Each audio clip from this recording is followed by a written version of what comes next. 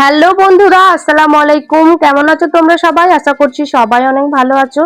আল্লাহর অশেষ রহমতে আমিও অনেক ভালো আছি। আজ আমি তোমাদের সাথে শেয়ার করব সারাদিন আমি একা হাতে বাড়িতে কি কি কাজ করি, সেগুলোই তোমাদের সাথে শেয়ার করব।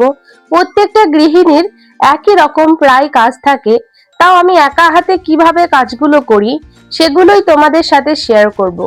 তো সকালবেলায় উঠেই প্রথমে মুখ ধুয়ে চা পানি সব খাওয়া দাওয়া হয়ে গেছে, আর আমার হাজবেন্ড বেরিয়ে গেছে কাজে। তারপর আমি লাগলাম বিছানা গুছোতে। প্রথমে বিছানাটা সুন্দর করে গুছিয়ে নিই, তারপরে ঘরগুলো একটু পরিষ্কার করে নিই।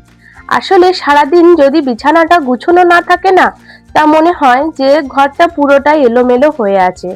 তাই প্রথমে বিছানাটাই গুছিয়ে নিলাম, আর টান টান করে বিছানা কিভাবে পাততে হয় সেটাও তোমাদেরকে একটু দেখিয়ে দিলাম। তারপর আলনাটা একটু কাপড়গুলো এলোমেলো হয়েছিল, সেগুলো একটু সুন্দরভাবে গুছিয়ে নিয়ে ঘরটাকে সুন্দর করে ঝাড় দিয়ে নেব।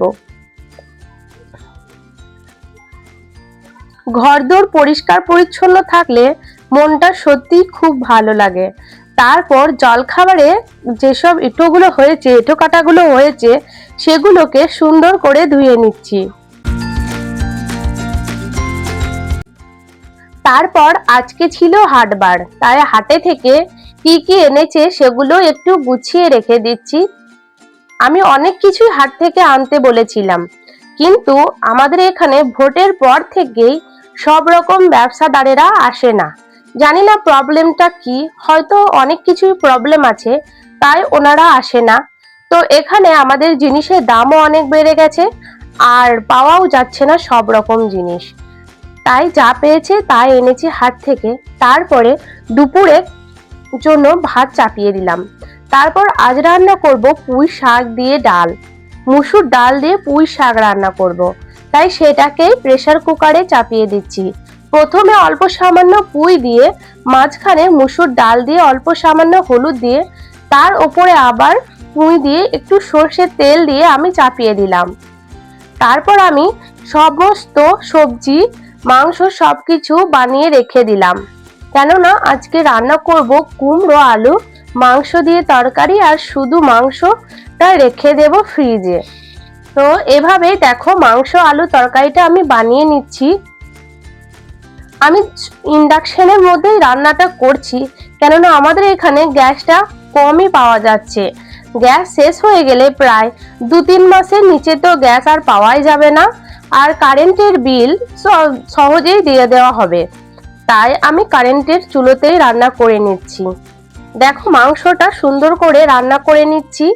তারপরে এর মধ্যে কুমড়োটাকে দিয়ে দেব।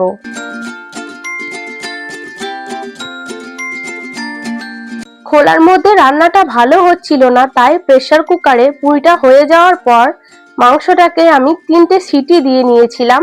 তারপর আলু আর কুমড়োটাকে দিয়ে সুন্দরভাবে রান্না করে নিচ্ছি।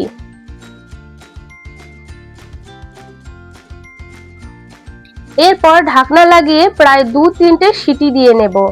দেখো মাংসটা রান্না হয়ে গেছে, কুমড়ো আলু মাংসটা সুন্দরভাবে রান্না হয়েছে। আলুগুলোকে খুব একটা গলাইনি, অল্প সামান্য ধনেপাতা দিয়ে এই রান্নাটা আমি সেরে নিলাম। তার মধ্যে গ্যাসে দিয়ে দিলাম আমের টক।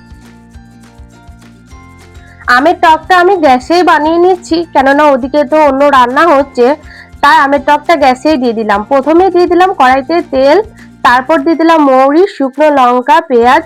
একটু ভাজা ভাজা হয়ে গেলে দিয়ে দিলাম কেটে রাখা আমগুলো, দিয়ে অল্প হলুদ, নুন আর লঙ্কার গুঁড়ো দিয়ে একটু নেড়ে চেড়ে জল দিয়ে দিলাম। দিয়ে যেরকম মিষ্টি খাবো ওরকম চিনি দিয়ে আমি নেড়ে চেড়ে ঢাকা চাপা দিয়ে দিলাম। আর ওইদিকে বেগুন ভাজাটা হয়ে গেল। বেগুন ভাজাটা হয়ে গেলে অল্প সামান্য ভাজা মশলা দিয়ে দিলাম আমের টকে। রান্না বান্না সব হয়ে গেছে। তারপর যত নোংরা হয়েছিল রান্নাঘরে সেগুলো হাতে করে একটা জায়গায় ভরে ফেলে দিয়ে আসলাম। তারপর রান্নার পর যে সব এঁটোকেটোগুলো হয়েছিল সেগুলো ধুয়ে নিলাম। একা হাতে কাজ করতে অনেকটাই কষ্ট হয়, কিন্তু কি করব, আমার বাড়িতে আমি ছাড়া আর এসব কাজ করার মতো কেউ নেই, তাই একা হাতেই সবকিছু করে নিতে হয়।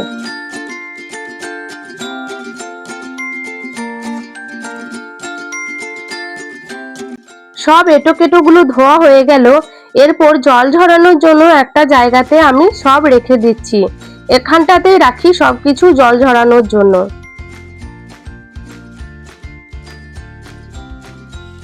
জল ঝরাতে রেখে দেওয়া হয়ে গেল। এরপর রান্নাঘরটা একটু নোংরা হয়েছিল। রান্না বান্না করলে রান্নাঘরের উপরটা একটু নোংরাই হয়ে যায়, তাই সুন্দর করে সবকিছু ঝেড়ে ঝুড়ে এরপর আমি রান্নাঘরটাকে সুন্দর করে ঝাঁট দিয়ে নেব।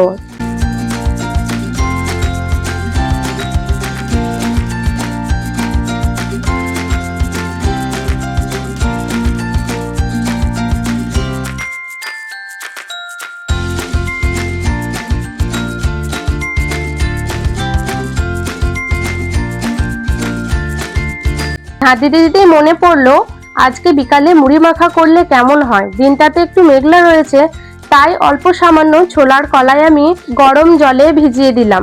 তারপর গোসল সেরে এখানে ভাত খেয়ে নেব। তার জন্য করে নিলাম অল্প সামান্য সালাদ, আর এখানে যা যা রান্না করেছি সব কিছুই তোমাদের সাথে শেয়ার করেছি। তারপর দুপুরে ভাত খেয়ে একটু ঘুমিয়ে নিয়ে বিকালের দিকে আমি এখানে মুড়ি মাখা করে নিচ্ছি। তার জন্য সর্ষা, পেঁয়াজ, লঙ্কা সব কেটেছি, আর ছোলা কলাই অল্প সামান্য সেদ্ধ করেছে, অল্প সামান্য কাঁচা আছে। দিয়েছি একটা চপ, আর দিয়েছি চানাচুর, অল্প সামান্য জিরের গুঁড়ি, আর দিলাম অল্প সামান্য ধনের গুঁড়ি দিয়ে খুব ভালো করে আমি এগুলোকে চটকে মেখে নেব। এই মুড়ি মাখাটা করলে খেতে খুবই ভালো লাগে।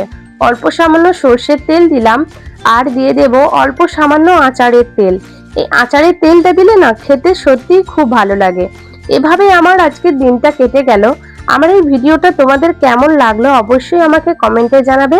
আবারও আসবো পরবর্তী ভিডিও নিয়ে। আজকের মতো এখানেই আসছি। আসসালামু আলাইকুম।